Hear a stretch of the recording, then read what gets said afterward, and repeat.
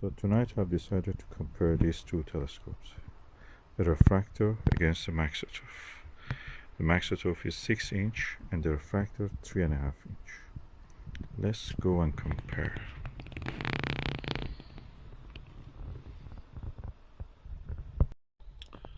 Okay, I'm now comparing and testing two telescopes. This is a Skywatcher Skymax 150 Maksutov, and this is the Skywatcher Evostar 19 and 90 3.5" telescope, refractor telescope. Is a achromatic telescope, robust, and that's a Maksutov. And so let's compare. The first thing you notice, focus easily. That one comes with the extension tube. This one I just use its own draw tube, so no problem coming focus. I'm using Japanese style, which means that there is no star diagonal. The first thing is that the image in this is not as sharp as this. I just brought it out and I didn't let it to cool down to the ambient temperature. So because the tube is closed, the image has turbulence in it. You don't see it, but you see it in a form that the image is not very clear yet. You can see Jupiter bands, but in this one, even with the 26mm, it's very clear. That one with the 10mm aspheric SVBony is not clear. I'm using this observatory tent and using this to exclude the street light when I'm inside and observing. So let's put the 10mm on this one and compare. Okay, I have looked through this 10mm, and when I compare it with this 10mm, the image size is very similar, very close together. This one has slight chromatic aberration. You can see a little bit of blue around the disk of the planet. The clarity of the two belts is very similar to this Maksutov. Probably slightly a little bit this one is better. But I'm going now to test it again on this at this time.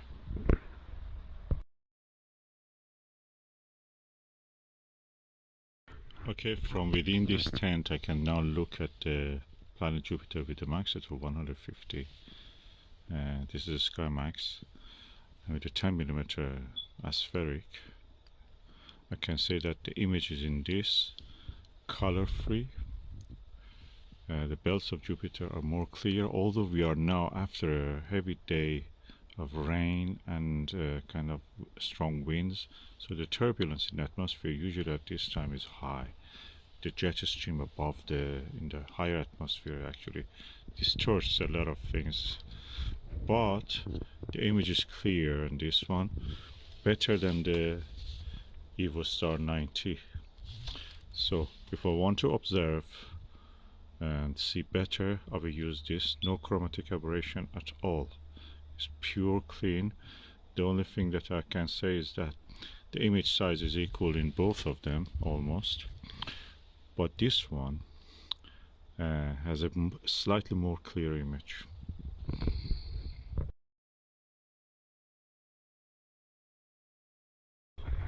Okay, I have now changed to SLV 6mm, Vixen SLV 6mm eyepiece.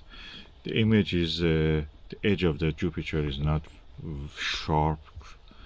The belts are a little bit fuzzy, but you can see details. You know, it's not. I don't say that you don't see, but it's not as good as what I saw in the 10mm, although it is a little bit magnified. So I may go now for a Starguider 8mm just to see how it is with that.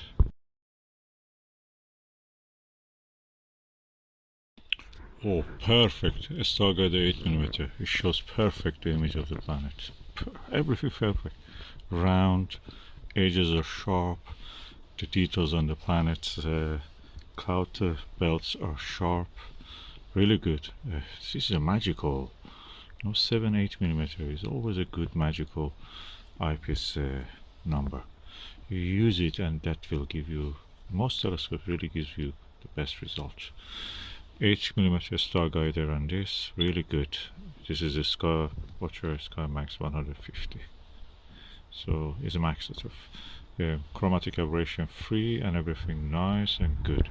It's like a 120 ED DS Pro Skywatcher Achromatic telescope. So really good, I'm impressed.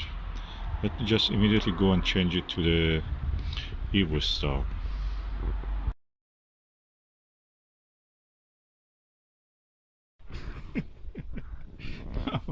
This 8mm Starguider is a magical eyepiece. Image is clear, beautiful, sharp.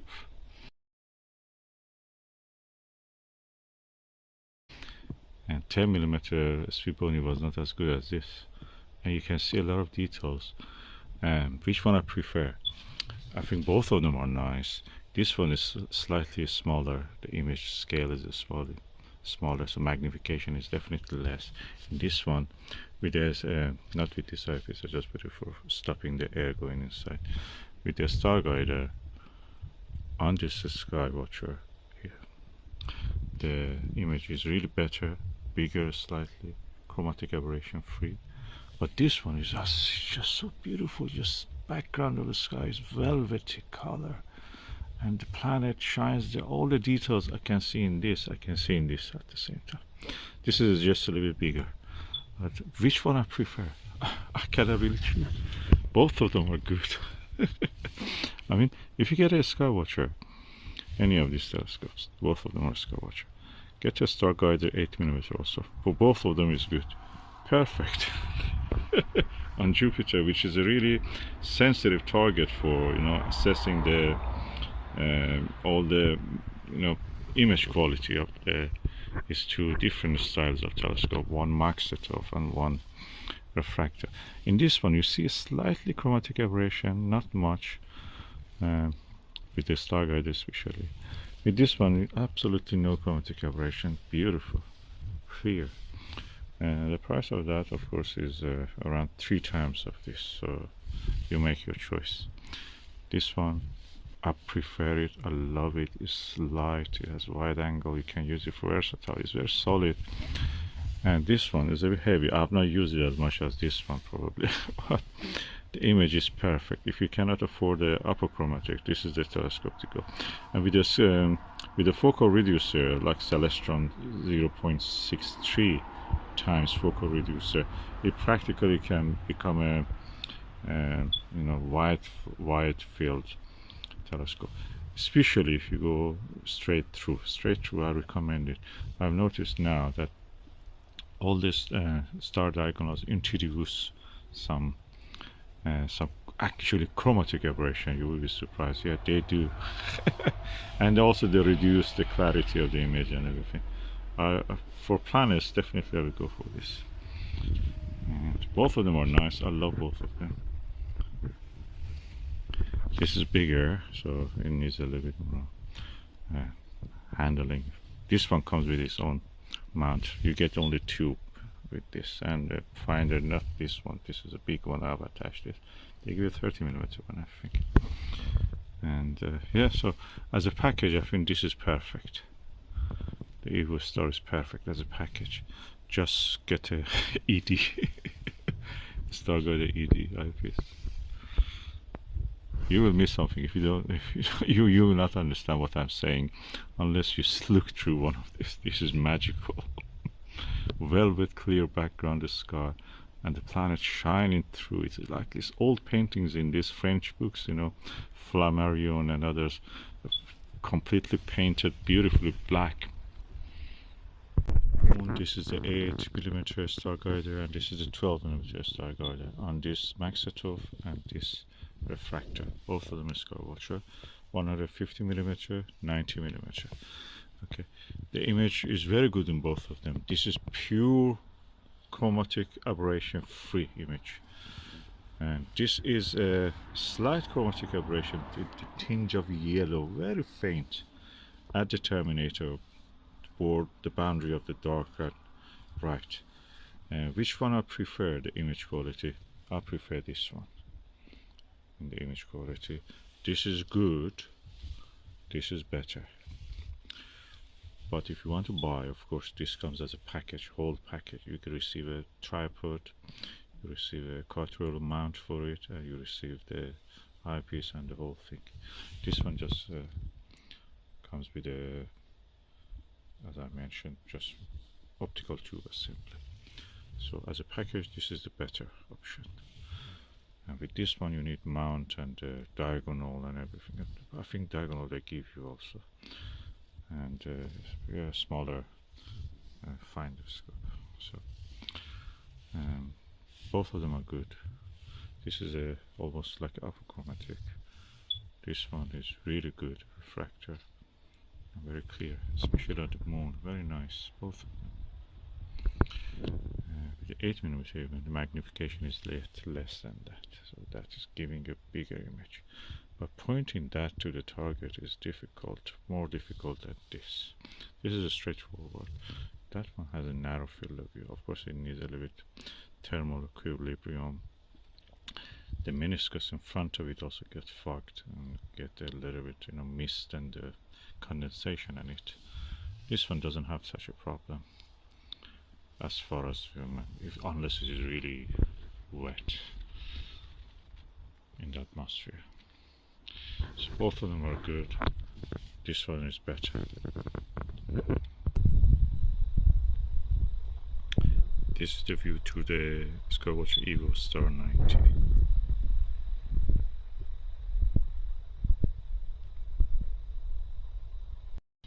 Okay, as you may see, when you use the camera to video the moon, for example, it's not always the highest magnification the better, because anyway, it may, you know, camera will not be able to cope with the magnification as much as your eyes can adapt easily to it. I can say that the image in both of them are sharp. Which one I prefer? Both of them are good. I prefer this one a little bit slightly less magnification. With this one, the same eyepiece gives more magnification.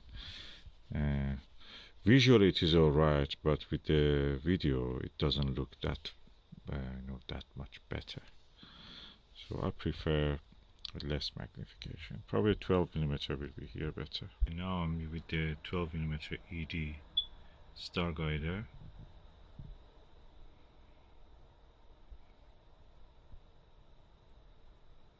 And the Maksutov 150 Skywatcher Skymax.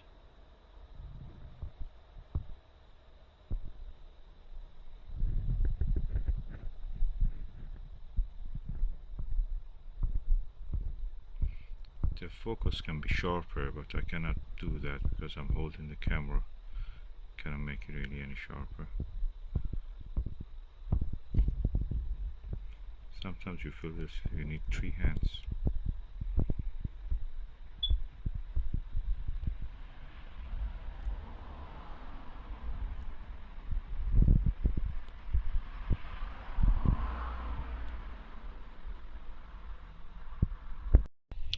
Okay, this is 16mm Nirvana on the Skywatcher Evostar. Perfect image. You can really reach very sharp focus all across. So Maksutov, in this case, I don't think that is as good as the Evostar refractor. 16mm definitely gives you a really good fit of the full disk of the moon. Beautiful, pleasant. I go for the Evostar on this with the 16mm eyepiece. For example, if you have 25mm, you can also borrow it 2 times and just reach 12.5. Will be a little bit bigger than this, the image, but not bad actually, quite good.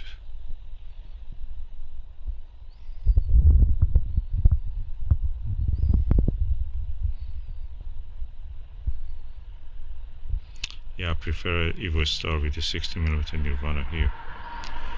Any eyepiece in this range probably will give you the full moon, full disk of the moon visible, full face of the moon I should say, flat earthers now will say that the moon is also a disk.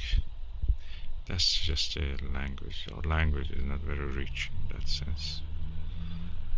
Our language is probably, we can say that it belonged to archaic times, antiquity, when people used this kind of terms for describing the celestial bodies. And since I'm inside this tent, practically the light pollution doesn't bother me directly into my eye, but of course the sky background can be a problem. But I'm looking at the bright objects like planets, like Jupiter and the moon, so it's not a problem here. But the nuisance of the light on scattered light from the corner of your eye or anything inside this tent is completely non-existent. I'm not bothered by the light at all. The only light is the moon and Jupiter. And I can move this tent, it's very easy to move it around.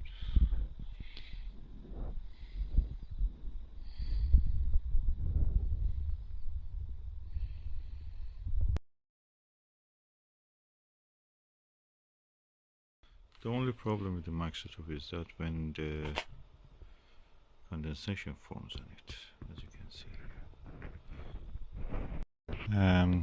Okay, observing with this telescope is nice, it's pleasurable, you enjoy it. There is only one point: your time will be limited because of the condensation forming on the meniscus. So if you can use a dew heater or the weather is not that damp, you will have a really good time with this, cheaper than any refractor of achromatic nature. Otherwise your time will be limited to 1 hour, 1.5 hours. Then you have to cover it like what I did, and then again come back and use it. So you have to make your choice. It's a good telescope. It's usable. It's definitely cheap, definitely powerful, and chromatic aberration free, the most important thing.